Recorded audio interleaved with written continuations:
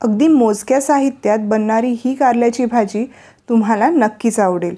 कारले तसे कडू असतात, पण तरीही त्याला एक विशिष्ट चव असते, जी चव अगदी छान अशी लागते। थोडासा कडूपणा कमी केला तर मग ती कारल्याची भाजी अगदी चविष्ट अशी होते। तर अशाच कारल्याच्या रेसिपीला सुरुवात करूया।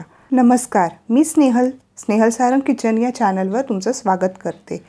तर या कारल्यांना मी धुवून घेतलेलं आहे। शक्यतो कारले धुताना मिठाच्या पाण्यामध्ये जवळपास 5 ते 10 मिनिटं ठेवून मग ती स्वच्छ धुवून घ्यायची, कारण की कारल्याला कसं वरून असा थोडा ओबडधोबडपणा असतो, बऱ्याचदा त्याच्यामध्ये धूळ माती साचून राहते। तर ती काढण्यासाठी नेहमी मिठाच्या पाण्यामध्ये हे 5 ते 10 मिनिटं कारली बुडवून ठेवायची आणि मग त्याच्यानंतर मग पाण्यामध्ये स्वच्छ करायची आणि मग पुसून घ्यायची। तर हे बघा, इथे काय करत आहे मी, अशा चकत्या बनवत आहे, म्हणजे अगदी पातळ असे कापून घ्यायचे आहेत आपल्याला। हे बघा असे, आणि त्याच्यामध्ये जे बिया असतात ना, त्या बिया तुम्हाला आवडत असतील तर भाजीमध्ये ठेवा, बिया जर नसतील आवडत तर ते बिया काढू शकता। पण याच्यामध्ये जर बिया ठेवल्या ना तर त्यानंतर इतक्या मस्त क्रिस्पी अशा लागतात ना, की तुम्हाला त्या बियांची चव जर आवडत असेल तर बिया नक्कीच ठेवा। मला बिया शक्यतो आवडतात, त्यामुळे मी असेच कापत आहे। पण जर तुम्हाला बिया आवडत नसतील तर दुसरी पद्धत कापायची मी इथे तुम्हाला दाखवते। इथे अशी कारल्याला मधून अशी चीर द्यायची आहे आणि आतमध्ये जो गाभा असतो, ज्याच्यामध्ये बिया असतात, तो पूर्ण गाभा काढून घ्यायचा। म्हणजे असा सुरीच्या साहाय्याने त्याला मोकळा करायचा आणि मग तो काढून घ्यायचा। हे बघा अशा प्रकारे।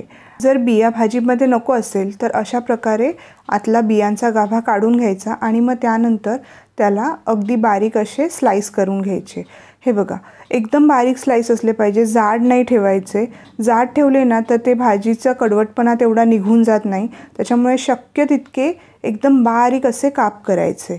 हे बघा असे स्लाइस काढायचे, जसे आपण बटाट्याचे वगैरे अगदी पातळ स्लाइस काढतो वेफर्ससाठी, अगदी तसेच आपल्याला कारल्याचे स्लाइस काढून घ्यायचे आहेत। ही जी कापलेली कारली आहे ती एका ताटामध्ये काढून घेऊया आणि मग त्याच्यामध्ये मीठ टाकून ते मीठ सर्वत्र लागेल असं पसरवून घेऊया। मीठ लावून ही कारली अशीच 10 ते 15 मिनिटं ठेवून द्यायची आहे। त्यामुळे काय होतं, मिठामुळे या कारल्याला पाणी सुटतं आणि मग ते पाणी त्या कारल्यामधून कडवटपणा बाहेर काढतं। तर जवळपास 10 मिनिटानंतर याला पाणी सुटलेलं आहे।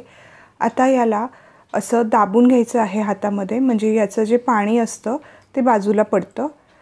हे बघा असं, आणि मग त्यानंतर हे दुसऱ्या एका ताटलीमध्ये आपण ठेवून देऊया। यामुळे कारल्यातला थोडासा कडवटपणा कमी होतो।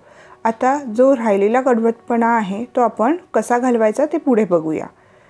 हे एक तवा घेतलेला आहे, तो गरम केला आहे आणि त्याच्यामध्ये कारल्याचे काप आपण एखाद्या मिनिटासाठी परतून घेणार आहोत। इथे बघा नुसतेच परतत आहोत। 1 मिनिट परतल्यानंतर याच्यामध्ये मी तेल घालणार आहे वरून। आता इथे तेल घातल्यानंतर हे कारले मध्यम ते मंद आचेवर आपल्याला परतून घ्यायचे आहेत।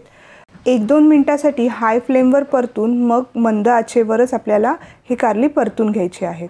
तर शक्यतो ज्या भाज्या आपण बनवतो त्याच्यामध्ये काही भाज्या हे हाय फ्लेमवर अगदी छान होतात, तर काही भाज्या हे अगदी मंद आचेवर छान होतात। तर ही जी कारल्याची भाजी आहे ती मंद आचेवरच अगदी छान होते, त्यामुळे शक्यतो ही कारली मंद आचेवर अगदी छान अशी परतून घ्यायची आहे। ती छान शिजेपर्यंत आपण परतून घेणार आहोत। तर ती जर हाय फ्लेमवर आपण परतली तर ती कारली लवकर शिजली जातात, पण त्याच्यातला कडवटपणा पाहिजे तितका कमी होत नाही।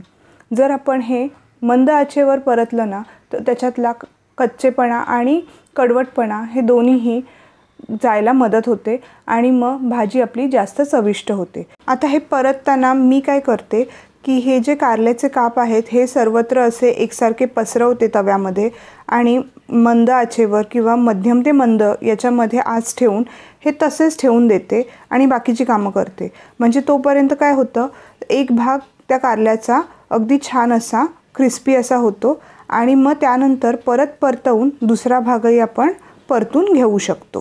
आता या भाजीतला बऱ्यापैकी कडवटपणाही कमी झालेला आहे। यावेळेला तुम्ही चव घेऊन बघू शकता, कडवटपणा बऱ्यापैकी कमी होतो।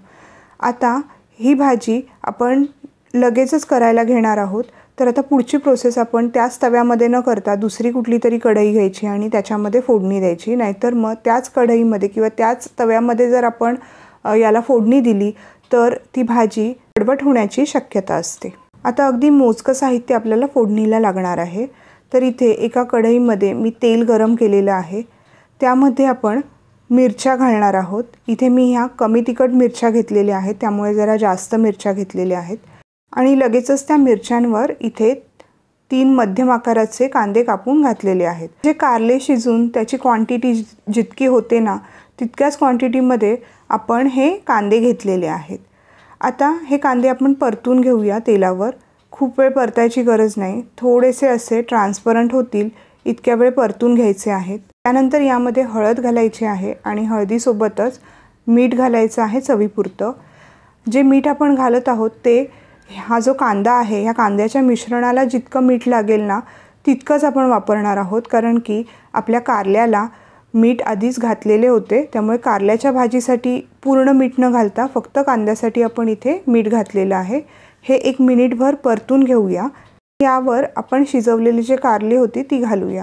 तर ही कारली जर तुम्ही शिजवून तशीच ठेवणार असाल तर शक्यतो त्या तव्यामध्ये न ठेवता ते वेगळ्या भांड्यात काढून ठेवायची आणि पाहिजे तेव्हा मग तुम्ही अशी भाजी बनवू शकता. आता इथे आपण 1 ते 2 मिनटं याला परतून घेणार आहोत. खूप वेळ परतायची गरज नाही, कारण की आपले कांदे आणि कारले हे दोन्हीही शिजलेले आहेत. आता याला 1-2 मिनिट परतून झाल्यानंतर यामध्ये आपल्याला ओलं खोबरं घालायचं आहे. ओल्या खोबऱ्याने याची चव अगदी खूपच छान लागते, त्यामुळे ओलं खोबरं घालायला विसरू नका. ओलं खोबरं आणि कांद्यामुळे या भाजीला जी काही थोडीफार कडवटपणाची चव होती तीही निघून जाते आणि मग ही भाजी अगदी चविष्ट होते. म्हणजे कारली कडू जरी असली तरी ही भाजी मात्र तुम्हाला कडू लागणार नाही. वरण भातासोबत किंवा चपाती किंवा भाकरीसोबत ही भाजी अगदी उत्तम आणि छान लागते. एकदा अशी भाजी करून बघा. अगदी मोजक्या साहित्यात आणि मंद आचेवर ही बनलेली भाजी तुम्हाला नक्कीच आवडेल. कधी कारलं जास्त पिकल्यामुळे कारल्यातल्या बिया अशा लाल होतात आणि मग त्या लाल बियाच आपल्याला छान असं कारल्याचं झाड देऊ शकतात. त्यातल्याच काही बिया मी रुजवून ठेवल्या आणि त्याच्यातून हे छोटंसं रोपटं आलं आणि आता तेच रोपटं हे असं वेलीमध्ये पसरलेलं आहे. बी रुजवण्यापासून हा वेल इथपर्यंत होण्यासाठी 2 महिने लागले. आता याच वेलीला कारले कधी येतील याची मी वाट बघत आहे. म्हणजे एखादी भाजी आपण किती पटकन करतो, पण ती भाजी उगवण्यासाठी किती जास्त वेळ लागतो याची प्रोसेस बघण्यात खरंच मजा आहे. आपण दसऱ्यामध्ये भोंडल्याला वेगवेगळी गाणी म्हणतो. त्यामधलंच एक प्रसिद्ध गाणं म्हणजे कारल्याचा वेल लाव ग सुने मग जा आपल्या माहेरा. हा वेल मी जेव्हा जेव्हा बघते ना तेव्हा मला हे गाणं अगदी आवर्जून आठवतं. या वेलीला जेव्हा पहिलं कारलं लागेल ना त्याचाही मी व्हिडिओ नक्कीच तुमच्यासोबत शेअर करेन.